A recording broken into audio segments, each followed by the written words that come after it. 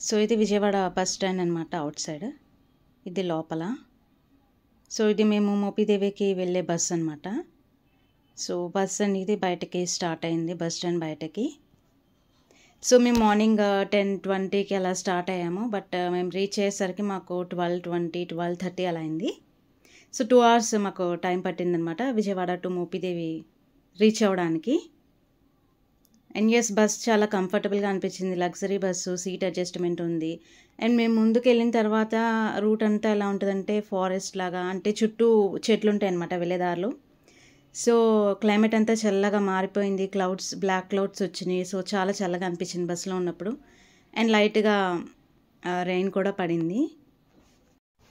But ఏంటంటే వెళ్ళే దారి మొత్తం బాగాలేదనమాట. రూట్ అంతా బస్ అటు ఇటు ఊగుతూ ఉంది. అచ్చం ఉయ్యాలు ఊగినట్టు ఊగిందనమాట బస్సు వెళ్తా. నాకేమో కొత్త కదా, అదేంటి బస్ పడిపోతుందా అని చెప్పి అడుగుతున్నాము మా అమ్మని. బట్ రూట్ బాగాలేదు, అందుకే అది అలా ఊగుతూ ఉంది. బట్ క్లైమేట్ కూల్గా ఉండడం వల్ల ఏంటంటే బస్సులో చాలా చల్లగా అనిపించింది. సమ్మర్ అయినా సరే ఎండ తెలియలేదు అసలు. జర్నీ చక్కగా జరిగింది మాకు విజయవాడ టు మోపిదేవి. కూల్గా జరిగింది ఆ రోజు. సో ఆఫ్టర్ 2 hours జర్నీ తర్వాత మేము మోపిదేవి చేరుకున్నాం. సో ఇదనమాట ఈ టెంపుల్, మోపిదేవి టెంపుల్. సో ఇది బయట ఎంట్రన్స్ గేట్ ఉంటుంది. సో ఆ గేట్లో నుంచి లోపలికి వెళ్ళమే.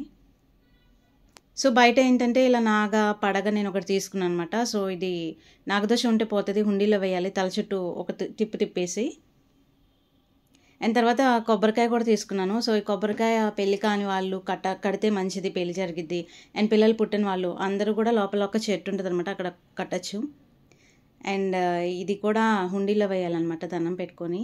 సో పెళ్ళి కావాల్సిన వాళ్ళు ఇది కూడా వేసుకోవచ్చు. అండ్ ఇది ఎంట్రన్స్ అనమాట. సో లోపల మొబైల్ ఎలో చేయలేదు, సో నేను లోపల రికార్డ్ చేయలేదు. అండ్ ఇది బయట నేను చెప్పాను కదా కొబ్బరికాయ కడతారని చెప్పి. సో ఇక్కడే అందరూ కొబ్బరికాయలు, ఉయ్యాలు, పిల్లలు పుట్టాల్సిన వాళ్ళు ఉయ్యాల, అవన్నీ చెట్టుకే కట్టారనమాట. అండ్ ఫుడ్ కూడా లంచ్ ఫ్రీగా పెడుతున్నారు. పప్పు, పచ్చడి, దోసకాయ కూర, ఇంకా సాంబార్, బాగుంది రైస్. సో ఇక్కడే ఫ్రీగా లంచ్ పెడతారు. నేను మనీ కూడా డొనేట్ చేశాను అనమాట అన్నదానంకి. అండ్ ఇది అవుట్ సైడ్ అనమాట.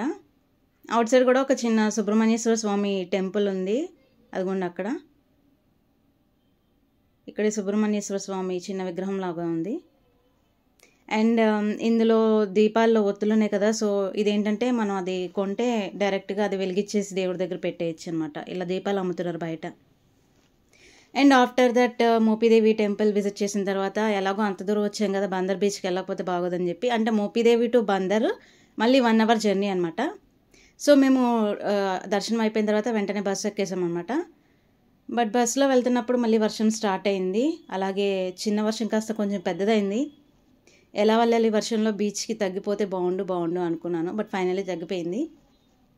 కానీ వర్షం ఉన్నంతసేపు చల్లగా ఉంది. అసలు ఏసీలో కూర్చుంటే ఎలా ఉంటుందో సేమ్ నాకు అలాగే అనిపించింది, ఆ చల్లటి గాలి.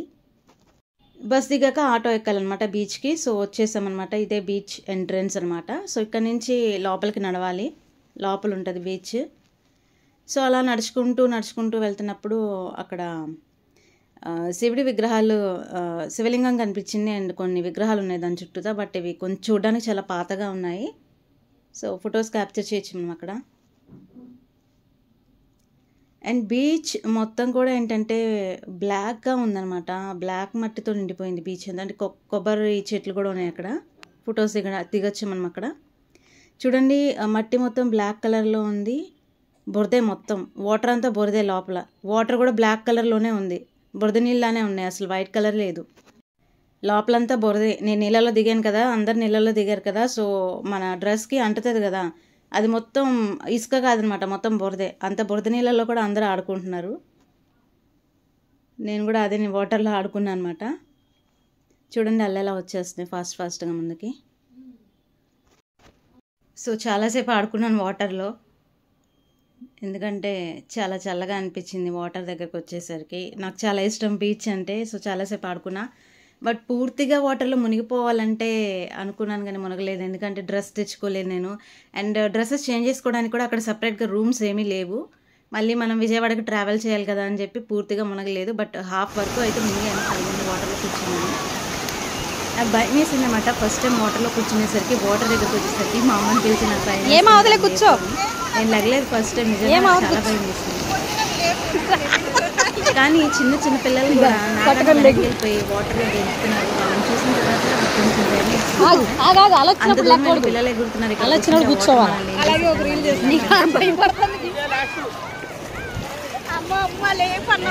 అక్కడ నేను black forest ice cream kulfi తీసుకున్నా. కుల్ఫీ చాలా చండాలంగా ఉంది. అలాంటి కుల్ఫీ ఎప్పుడు తినలేదు. అండ్ బ్లాక్ ఫారెస్ట్ అయితే బాగుంది. కుల్ఫీ మాత్రం తీసుకోకూడదు అక్కడ. అండ్ హార్స్ రైడింగ్ కూడా ఉందన్నమాట అక్కడ. చిన్నపిల్లలు పెద్దోళ్ళు అందరు కూడా హార్స్ రైడింగ్ కూడా చేస్తున్నారు అక్కడ. అండ్ ఫైనల్లీ రైల్వే స్టేషన్లో మా జర్నీ ముగిసిందనమాట. ట్రైన్లో వచ్చేసాం అందరు టు విజయవాడ మళ్ళీ. సో ఇలా మోపిదేవికి వెళ్ళాము, అక్కడి నుంచి బీచ్కి వెళ్ళాము, 2 కవర్ చేసామన్నమాట. సో ఇది నా ట్రావెల్ జర్నీ అనమాట ఈ సమ్మర్లో.